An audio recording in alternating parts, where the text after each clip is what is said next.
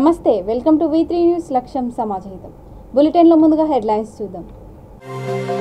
రేవంత్ రెడ్డిని కలవడానికి వెళ్తున్న విజయరెడ్డి అరెస్ట్. పోలీస్ స్టేషన్ ముందే కాంగ్రెస్ కార్యకర్తలతో నిరసన.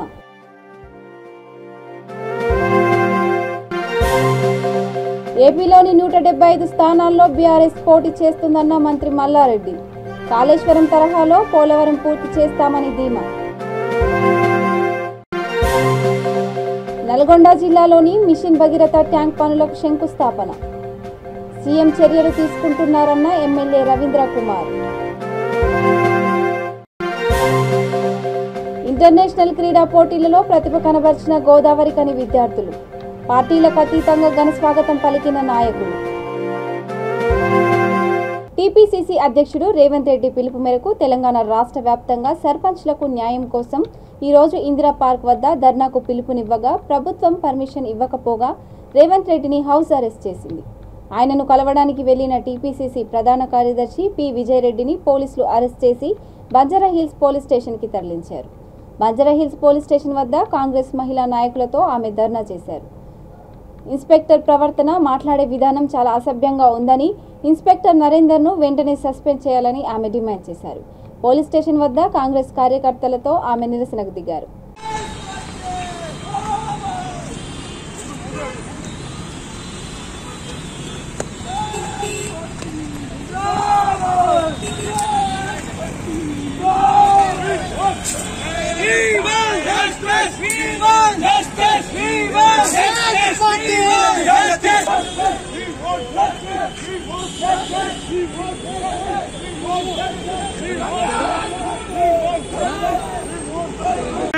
బిడ్డ కేసీఆర్, నీ ఆక్రమణకు భయపడలేదు. శాంతియుతంగా ఆందోళన చేస్తున్నటువంటి కాంగ్రెస్ పార్టీ సర్పంచులను మా ప్రీతంలో రేవంత్ రెడ్డి కూడా అన్యాయంగా గృహ నిర్బంధం చేసి అరెస్ట్ చేయడాన్ని మేము తీవ్రంగా ఖండిస్తా ఉన్నాము. ఈ రోజు హైదరాబాద్ నగరం మొత్తం కూడా టీఆర్ఎస్ పార్టీ ఆందోళనతో కలిసి సంబరాలు చేసుకుంటా ఉంది. బిడ్డ కేసీఆర్ ఒకవైపు సర్పంచులేమో ఆందోళన నిధులు లేక వాళ్ళు ఇబ్బంది పడతా ఉంటే, కేసీఆర్ ఏమో ఈ రోజు కటోల పేరు మీద, కాండువాల పేరు మీద జెండాలు గారు సంబరాలు చేస్తూ ఉన్నారు. తెలంగాణ ఎటువస్తుంది ఈ రోజు మనం ఆలోచన చేయాలి.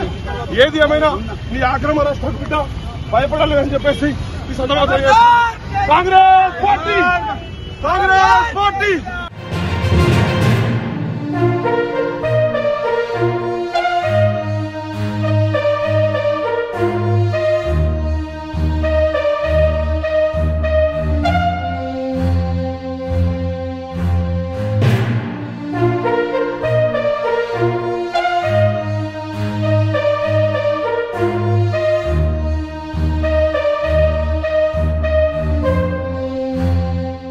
తెలంగాణ మంత్రి మల్లారెడ్డి సోమవారం తిరుమల శ్రీవారిని దర్శించుకున్నారు. ఆయన మీడియాతో మాట్లాడుతూ ఏపీలో పోలవరం పూర్తి కాలేదు, ప్రత్యేక హోదా సాధించలేదన్నారు. అయితే రాష్ట్రంలో బీఆర్ఎస్ ని గెలిపిస్తే కాళేశ్వరం తరహాలో పోలవరం ప్రాజెక్టును పూర్తి చేస్తామని ప్రకటించారు. మరోవైపు బీఆర్ఎస్ పార్టీకి దేశవ్యాప్తంగా మంచి స్పందన లభిస్తోందని తెలిపారు. మంత్రి 8 సంవత్సరాల కాలంలో తెలంగాణలో చేసిన అభివృద్ధిని చూసి ప్రజలు బీఆర్ఎస్ పార్టీని ఆదరిస్తున్నారన్న ఆయన 2024లో ఆంధ్రప్రదేశ్లో బీఆర్ఎస్ నుంచి 175 నియోజకవర్గాలలో పోటీ చేయడం ఖాయమన్నారు. అంతేకాదు విజయం సాధించడం కూడా ఖాయమనే నమ్మకాన్ని వ్యక్తం చేశారు. తెలంగాణ ముఖ్యమంత్రి బీఆర్ఎస్ అధినేత కె చంద్రశేఖరరావు ఆంధ్రప్రదేశ్లోని బీఆర్ఎస్ విస్తరణపై గురిపెట్టారని తెలిపారు. ప్రజలందరికీ కూడా నూతన సంవత్సరం శుభాకాంక్షలు. ఏది ఏమైనా ఈరోజు వైకుంఠ ఏకాదశి సందర్భంగా మా కుటుంబంతో సహా అందరం కూడా దర్శనం చేసుకున్నాం. చాలా సంతోషం. భగవంతుని ఒకటే మొక్కిన నేను ఈరోజు నిన్న కిందికెళ్ళి కూడా నడుచుకుంటూ ఎక్కిన, గుండు కొట్టించుకున్నా, దర్శనం చేసుకున్నా. భగవంతుని ఒకటే మొక్కిన. మా సీఎం కేసీఆర్ గారు బీఆర్ఎస్ పార్టీ పెట్టిండు. భారతదేశం అంతా కూడా మంచి ఆదరణ వస్తుంది. దానికి తోడు ఆంధ్రప్రదేశ్లో కూడా పెద్ద ఎత్తున ఆదరణ కూడా వస్తున్నది. ఎందుకంటే ఏదైతే 28 రాష్ట్రాలలో తెలంగాణ రాష్ట్రాన్ని ఏదైతే 8 సంవత్సరాలలో అభివృద్ధి చేసిండో, దేశంలోనే ఒక ఆదర్శంగా నిలిచింది తెలంగాణ రాష్ట్రం. దానికి మోడల్గానే టీఆర్ఎస్ పార్టీని బీఆర్ఎస్ పార్టీగా మార్చి దేశమంతా కూడా, భారతదేశం అంతా కూడా 2024లో బీఆర్ఎస్ పార్టీ అందరితోటి గెలిచి దేశంలోనే ఒక మనం ప్రధానిగా అయ్యి లాల్కోటలో కూడా జెండా ఎక్కియాలని ఆ భగవంతుని మొక్కిన. ఏది ఏమైనా ఇప్పుడు చూస్తున్నాం, తెలంగాణ చూస్తున్నాం. తాగునీరు కానీ సాగునీరు కానీ ఆసర పింఛన్లు కానీ రైతులకు కానీ దళితులకు కానీ ఇవన్నీ కూడా బంధువులు తీసుకొచ్చింది ఏకైక సీఎం దేశంలోనే మన సీఎం కేసీఆర్ గారు. అదే మాదిరిగా ఇప్పుడు మనం ఆంధ్రప్రదేశ్ చూస్తున్నాం. 8.5 సంవత్సరాలు అయింది, పోలవరం ప్రాజెక్ట్ కంప్లీటే కాలేదు. ఏదైతే విభజన టైంలో ఏమేమి చెప్పిరో స్పెషల్ స్టేటస్ కానీ ఇవన్నీ కూడా ఏవి కూడా అమలు కాలేదు. అదే మా బీఆర్ఎస్ పార్టీ నుంచి నెక్స్ట్ టైం రాబోయే ఎలక్షన్లో మొత్తం అన్ని సీట్లు కూడా నిలబెట్టి పెద్ద ఎత్తున గెలిపిస్తారని కూడా మాకు, ఎందుకంటే ఆ భగవంతుని అదే కోరుకున్నా, గెలిపిస్తే తప్పకుండా మా సీఎం కేసీఆర్ గారు ఏదైతే కాళేశ్వరం ప్రాజెక్ట్ కంప్లీట్ చేసిండో అదే మాదిరిగా పోలవరం కూడా కంప్లీట్ చేసి దానికి తోడు దళితులకు కానీ ఇప్పుడు జేఏసీ స్టూడెంట్స్ అంతా కూడా మా దిక్కు ఆకర్షితులు అవుతున్నారు.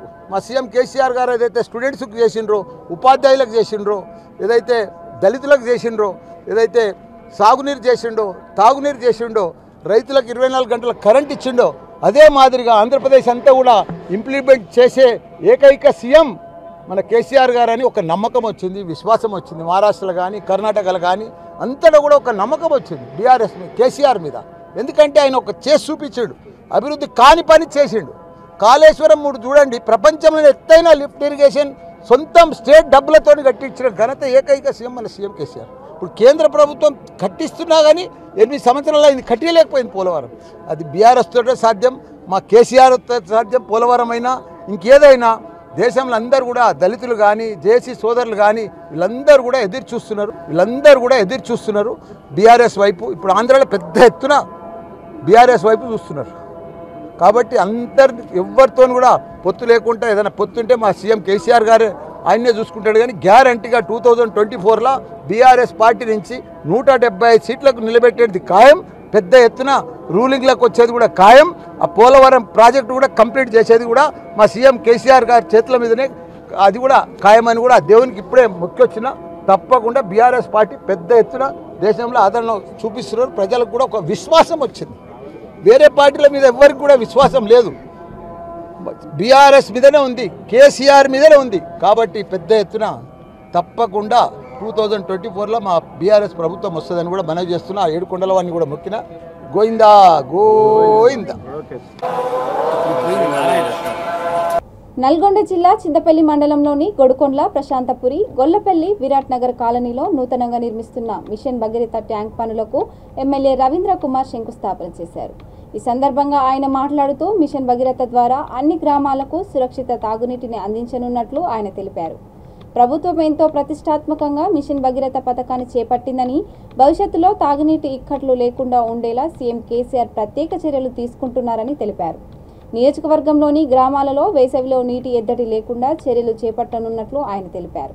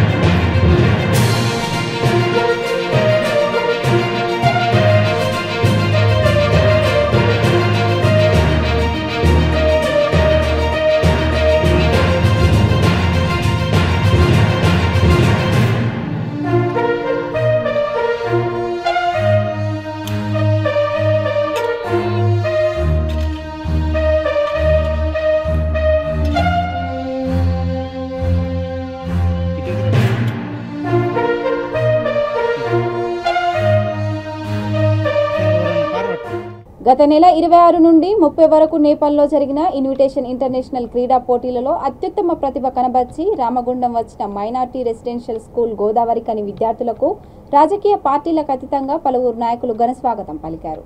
అండర్ 14 క్రికెట్, ఖోఖో, కబడ్డీ పోటీలలో ప్రతిభ కనబరిచి ఆదివారం సాయంత్రం రైలులో రామగుండం రైల్వే స్టేషన్కు చేరుకోగా నాయకులు ఘనస్వాగతం పలికి పూలమాలలు, శాల్వాలతో సన్మానించారు.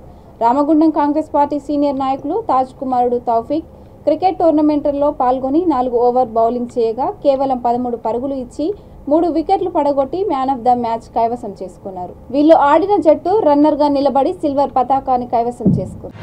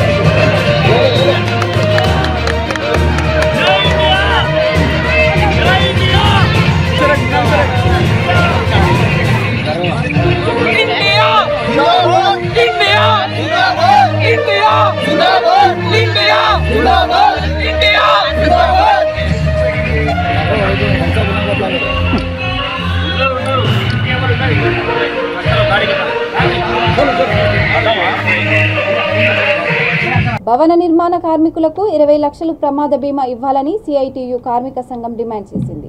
ఇన్సూరెన్స్కు అదనంగా 300 రూపాయలు వసూలు చేస్తున్న మీసేవ యాజమాన్యాలపై చట్టపరమైన చర్యలు తీసుకోవాలని నాయకులు కోరారు. కార్మికుల కనీస వేతనాలు అమలు చేయాలని, పని ప్రదేశంలో భద్రత కల్పించాలని సిఐటియు నేతలు డిమాండ్ చేశారు.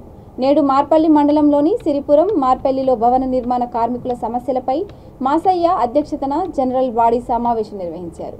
ఈ కార్యక్రమంలో పాల్గొన్న సిఐటియు జిల్లా అధ్యక్షులు ఆర్ మహిపాల్ మాట్లాడుతూ కేంద్ర రాష్ట్ర ప్రభుత్వాలు కార్మికులకు సంక్షేమ బోర్డు ఏర్పాటు చేసి అనేక సంవత్సరాలు గడుస్తున్నా నేటికి భవన నిర్మాణం వెల్ఫేర్ బోర్డు నుండి కార్మికులకు రావాల్సిన పరిహారం రావడం లేదన్నారు. రాష్ట్ర ప్రభుత్వాలు కార్మికులకు, రైతులకు, కర్షకులకు ఇచ్చిన హామీలు అమలు చేయాలని చెప్పి కూడా వికారాబాద్ జిల్లా మరపల్లి మండల కేంద్రం నుంచి ప్రభుత్వం హెచ్చరిస్తూ ఉన్నాం. ఈరోజు దేశంలో బీజేపీ ప్రభుత్వం వచ్చిన తర్వాత దళితులపైన, కిషన్లపైన, మైనారిటీలపైన దాడులు చేస్తూ ఉన్నది. అలాగే ఈరోజు రాజ్యాంగంలో ఉన్నటువంటి చట్టాలను, అలాగే కార్మిక చట్టాలను ఈరోజు తీసేసిన పరిస్థితి ఉంది. ఇది సరైన పద్ధతి అని చెప్పి ఈరోజు బీజేపీ ప్రభుత్వం హెచ్చరిస్తూ ఉన్నాం. కాబట్టి ఆ కార్మికుల చట్టాలను వెంబడే కాపాడాలి, అందరికీ అనుకూలంగా ఉండాలని చెప్పి కూడా సమాన పని సమాన వేతనం ఇవ్వాలని చెప్పి డిమాండ్ చేస్తూ ఉన్నాం. అట్లనే ఈరోజు రాష్ట్ర ప్రభుత్వం కూడా ప్రతి కార్మికులకు, రైతులకు, కర్షకులకు ఇచ్చిన హామీలు వెంబడి అమలు చేయాలి. రైతులు పండించిన పంటకు కూడా గిట్టుబాటు ధర కల్పించాలి. పక్కన కేరళ రాష్ట్రంలో, మన దేశంలో ఉన్నటువంటి కేరళ రాష్ట్రంలో ఎర్రజెండా ప్రభుత్వం ఉన్నది. అక్కడ కూడా ఈరోజు ప్రతి రైతు పండించిన పంటకు కూడా 26,000 రూపాయలు ఈరోజు అక్కడ గిట్టుబాటు ధర కల్పిస్తూ ఉన్నారు. కానీ మన దగ్గర మాత్రం చాలా దుర్మార్గంగా పరిపాలన చేస్తున్నారు మన తెలంగాణ రాష్ట్రంలో. అలాగే ఈరోజు కార్మికులకు కూడా కేరళ రాష్ట్రంలో ఒక రోజు కూలి 830 రూపాయలు ఇస్తూ ఉన్నారు. కానీ మన రాష్ట్రంలో మాత్రం ఈరోజు 230 రూపాయలు ఇస్తున్న పరిస్థితి ఉంది. చాలా దుర్మార్గమైన విషయము. ఆకాశానికి భూమికున్న తేడా ఈరోజు మన రాష్ట్రంలో కొనసాగుతూ ఉంది. కాబట్టి ఇప్పటికైనా కేంద్ర రాష్ట్ర ప్రభుత్వాలు సోయి తెచ్చుకొని ఈరోజు కార్మికులు అందరూ కూడా, రైతులందరూ ఓటేసి మీద గెలిపించారు. కాబట్టి ఖచ్చితంగా కార్మికులకు, రైతులకు, కర్షకులు, కష్టజీవులకు ఇచ్చిన హామీలు ఖచ్చితంగా వెంబడి అమలు చేయాలి. డబుల్ బెడ్రూమ్ కూడా ప్రతి ఒక్కరికి ఇవ్వాలి. ఈరోజు కులాల పేరు లేకుండా, మతాల పేరు లేకుండా అందరికీ కూడా, ఎస్సీ బీసీలకు అందరూ కూడా డబుల్ బెడ్రూమ్ ఇవ్వాలి. రైతులు పండించబడే గిట్టుబాటు ధర కల్పించాలి. అలాగే దళిత బంధు చెప్తా ఉన్నారు.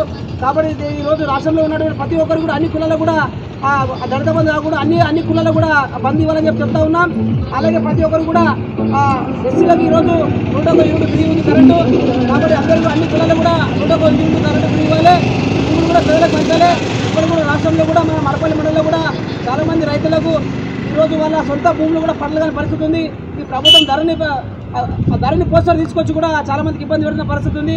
కాబట్టి దాన్ని ఎంబడి రద్దు చేసి కాస్తులు ఉన్న ప్రతి ఒక్కరికి, పేదలకు, కార్మికులకు అందరూ కూడా పట్ట పాసు పుస్తకాలు ఇవ్వాలి. అందరూ ఆదుకోవాలని చెప్పి డిమాండ్ చేస్తూ ఉన్నాం. లేకపోతే భవిష్యత్తులో ఎర్రజెండా తరఫున రైతుల పక్షాన, కార్మికుల పక్షాన నిలబడి ఖచ్చితంగా పోరాటం చేస్తాం. ఈ ప్రభుత్వాన్ని మెడలు వేస్తామని చెప్పి కూడా కార్మికులు హక్కులు సాధించుకునే వరకు మేము పోరాటం చేస్తామని కూడా ఎర్రజెండా తరఫున ప్రభుత్వం హెచ్చరిస్తూ ఉన్నాం. జిందాబాద్ సిఐటియు, జిందాబాద్ జిందాబాద్. ఎర్రజెండా వర్ధిల్లాలి, వర్ధిల్లాలి. ఎర్రజెండా వర్ధిల్లాలి, వర్ధిల్లాలి. ఎస్సీ ఎస్టీ బీసీ మైనారిటీల ఐక్యత వర్ధిల్లాలి, వర్ధిల్లాలి. ఎస్సీ ఎస్టీ బీసీ మైనారిటీల ఐక్యత వర్ధిల్లాలి, వర్ధిల్లాలి. బాపట్లలో జిల్లా పోలీస్ ప్రధాన కార్యాలయం దగ్గర ఉన్న పెరేడ్ గ్రౌండ్స్లో జిల్లా ఎస్పీ వకుల్ జిందాల్ నూతన సంవత్సర వేడుకలను ఘనంగా నిర్వహించారు.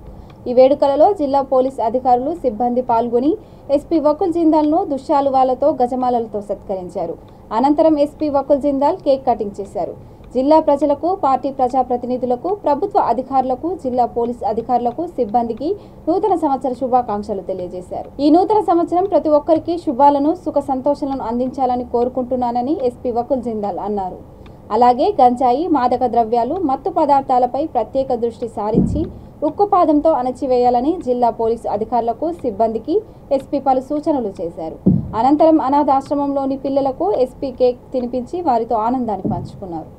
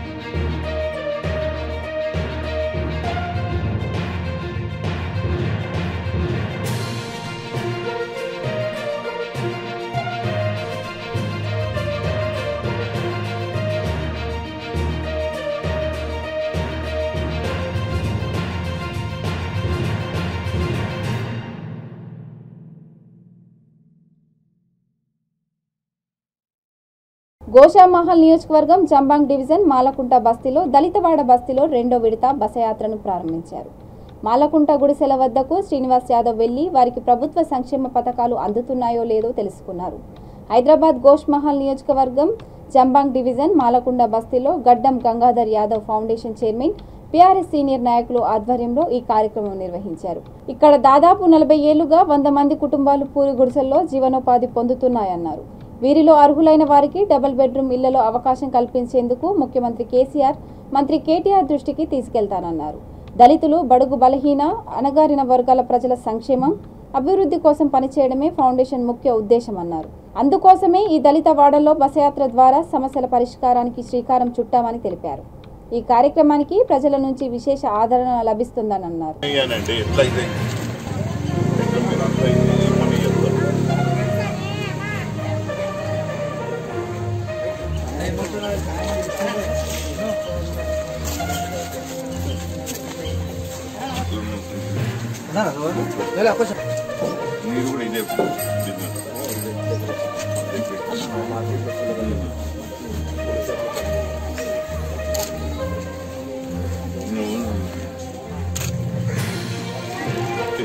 क्या काम कर रहे हैं बैठ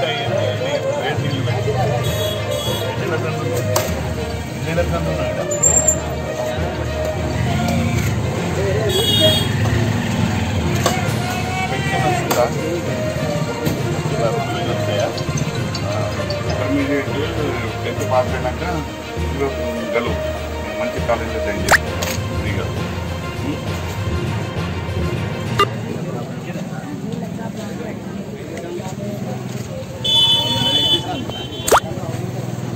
जरा बैटिंग ग्राम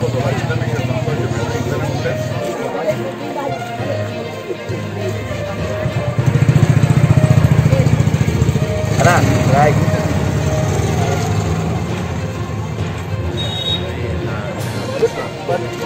తెలంగాణ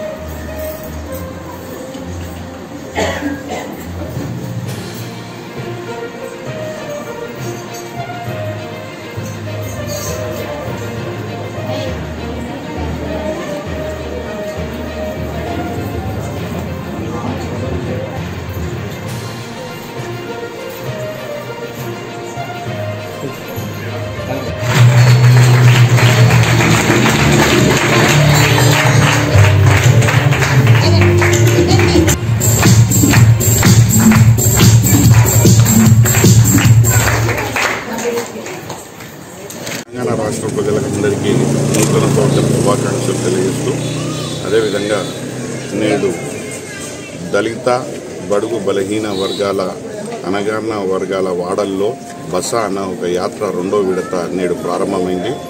ఇవాళ మేము రెండో విడతలో ఇవాళ కొత్త సంవత్సరం మొదటి రోజు ఈ మాలకుంట బస్తీలో రావడం జరిగింది.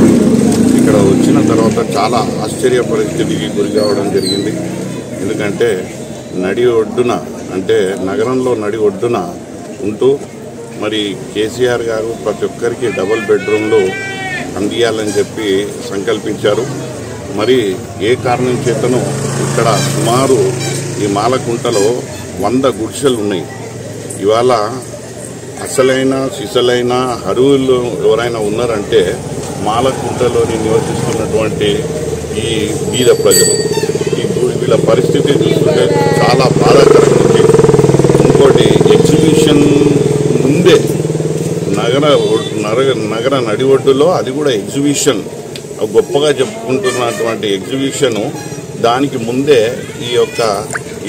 ఇక్కడ 100 గుడిసెలు సుమారు రోడ్డు పైనే ఉన్నాయి.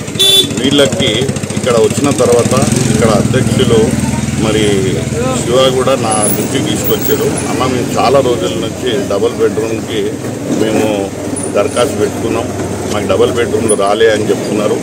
నేను తక్షణమే అది ఏ కారణం చేత రాలేదో దాన్ని ఒకసారి పరిశీలిస్తా, మరి ప్రభుత్వం దృష్టికి తీసుకెళ్తా, సీఎం గారి దృష్టికి, కేటీఆర్ గారి దృష్టికి, అదేవిధంగా నగర ఇన్ఛార్జ్ మంత్రి అయినటువంటి తలసాని శ్రీనివాస్ యాదవ్ దృష్టికి తీసుకెళ్లి వీళ్లకు ఖచ్చితంగా డబుల్ బెడ్రూమ్లు వచ్చే విధంగా నా కృషి ఉంటుందని ఈ సందర్భంగా నేను తెలియజేస్తూ ఉన్నాను.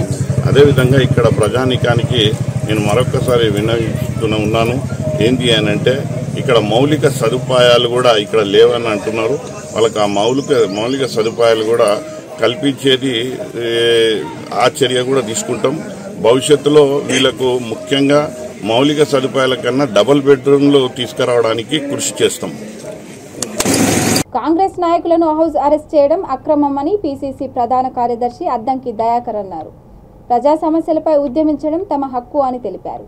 తమ హక్కులను ప్రభుత్వం హరిస్తుందని అద్దంకి దయాకర్ ఆవేదన వ్యక్తం చేశారు.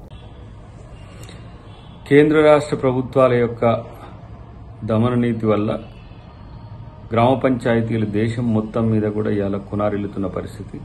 ప్రత్యేకించి తెలంగాణలో రాష్ట్ర ప్రభుత్వం యొక్క వింత పోకడలు 14th, 15th ఫైనాన్స్ యొక్క నిధులను ఇతర కార్యక్రమాలకు ఈరోజు దుర్వినియోగం చేయడం వల్ల కూడా పెద్ద ఎత్తున గ్రామ పంచాయతీలు నష్టపోవడమే కాకుండా సర్పంచులు మొత్తంగా ఆర్థికంగా రాజకీయంగా నష్టపోయిన పరిస్థితులు ఉన్నాయి.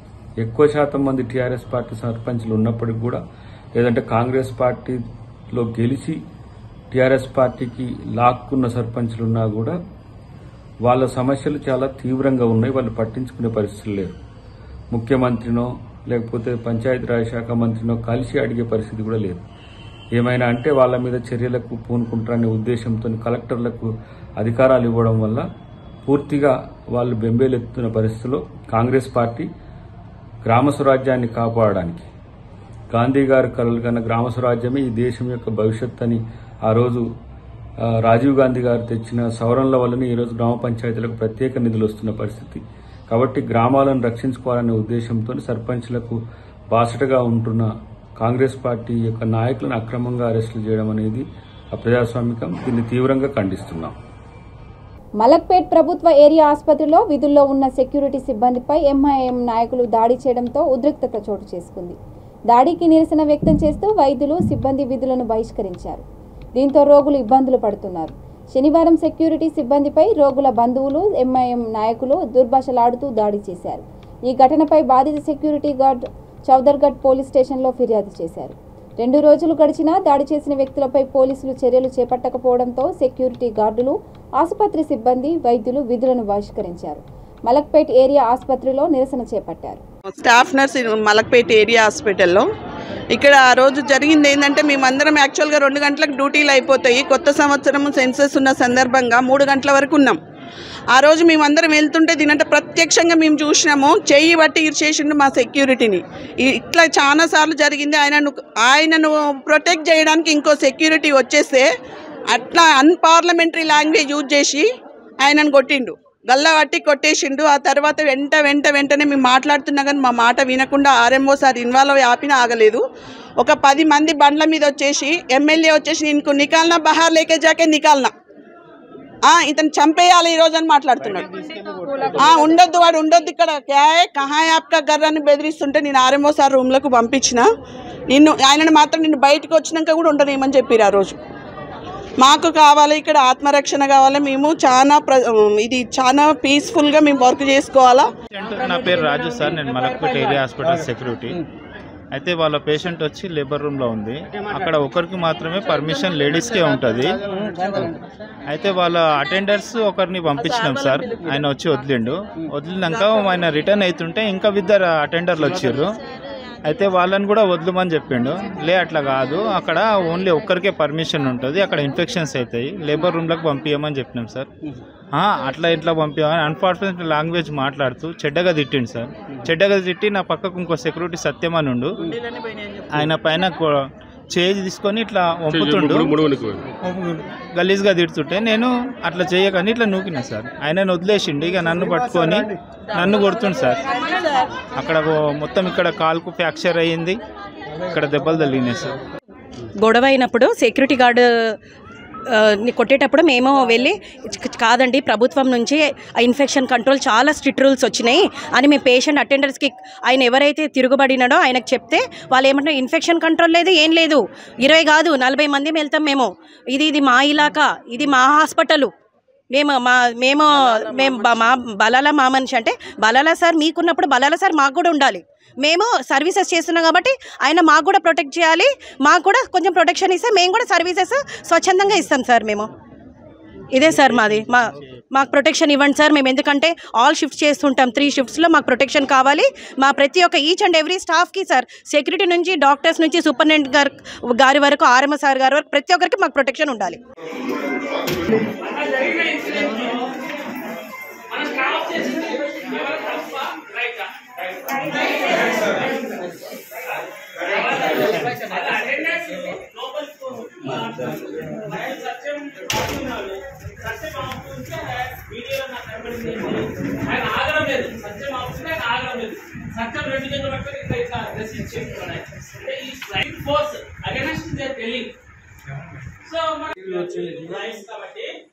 ఇప్పుడు ఫోటో తీసుకుంటాం, తీసుకొని మీడియాకి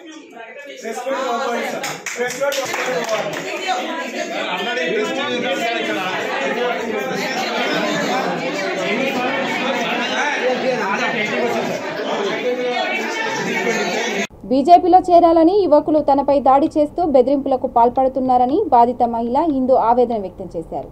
సింగరేణి కాలనీలో తనకు రక్షణ లేకుండా పోయిందని తెలిపారు.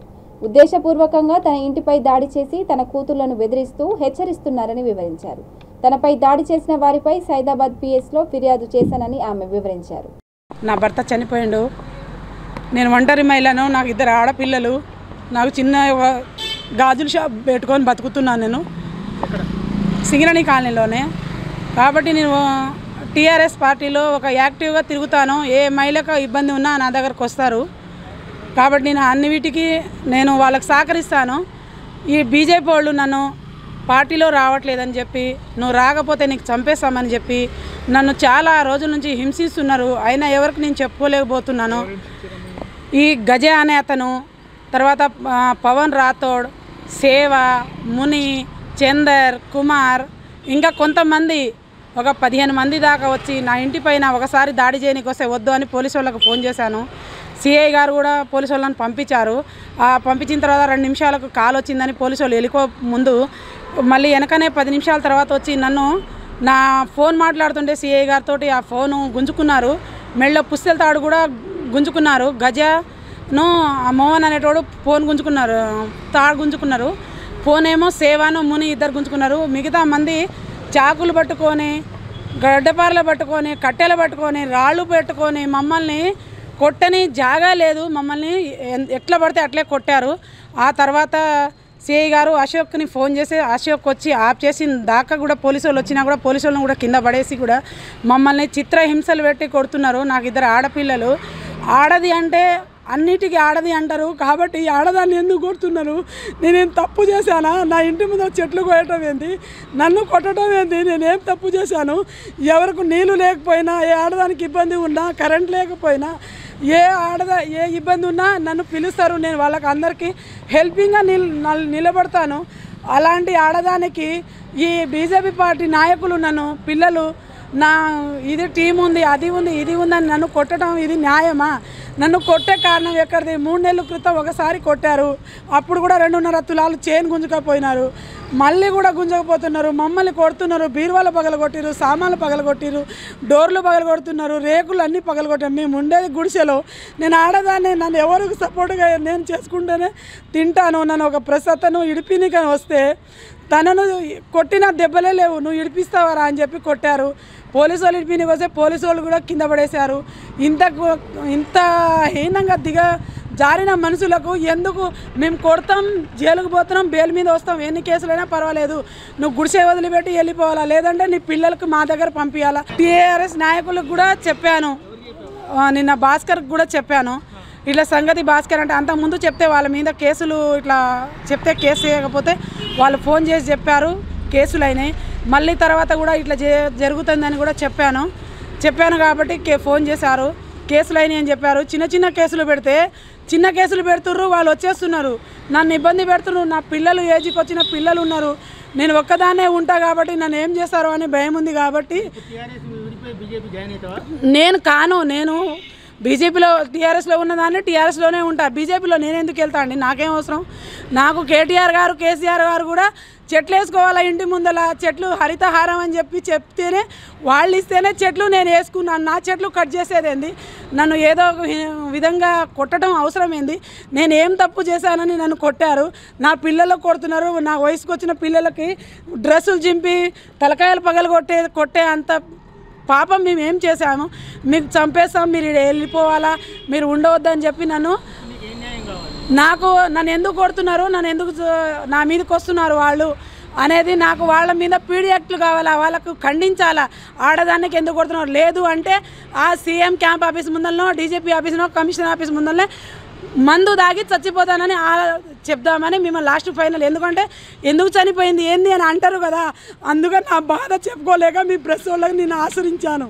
నేను లేని దాన్ని కాబట్టి నేను ఆశ్రయించి నా న్యాయం నాకు న్యాయం అవుతుందా కాదా, న్యాయం చేయాలని ఒక ఆడదాన్ని, ఒంటరి మహిళ అని మిమ్మల్ని ఆశ్రయించి మిమ్మల్ని ప్రెస్ మీట్ పెట్టడం జరిగిందండి.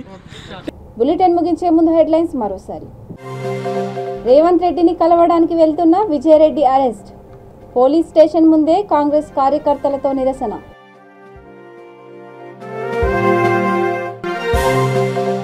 ఏపీలోని 175 స్థానాల్లో బీఆర్ఎస్ పోటీ చేస్తుందన్న మంత్రి మల్లారెడ్డి. కాళేశ్వరం తరహాలో పోలవరం పూర్తి చేస్తామని ధీమా. నల్గొండ జిల్లాలోని మిషన్ భగీరథ ట్యాంక్ పనులకు శంకుస్థాపన. సీఎం చర్యలు తీసుకుంటున్నారన్న ఎమ్మెల్యే రవీంద్ర కుమార్. ఇంటర్నేషనల్ క్రీడా పోటీలలో ప్రతిభ కనబర్చిన గోదావరికని విద్యార్థులు. పార్టీలకు అతీతంగా ఘన స్వాగతం పలికిన నాయకులు. ఇక ఇవి bulletin updates. Keep watching V3 news. లక్ష్యం సమాజహితం. నమస్కారం.